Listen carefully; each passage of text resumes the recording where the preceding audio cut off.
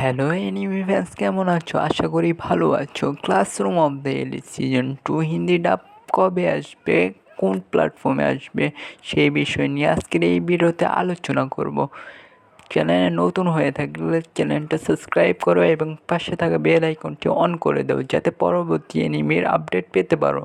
Classroom of the elite season 2 কবে আসবে এটা বলার আগে, ক্লাসরুম অফ দ্য এলিট একটি পপুলার অ্যানিমে যেটা জুনে এমএক্স প্লেয়ারের উপর এসেছে সিজন 1।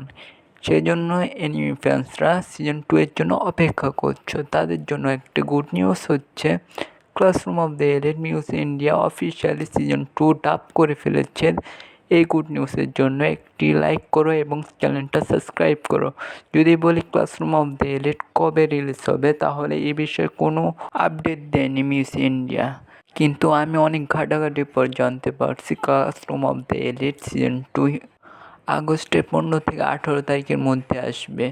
এই গুড নিউজের জন্য তোমরা চ্যানেলটা সাবস্ক্রাইব করো এবং পাশে থাকা বেল আইকনটি অন করে দাও। এই নিউজটা কতটা সত্যি এটা আমি জানি না, কিন্তু এর আগেও আসতে পারে, পরেও আসতে পারে।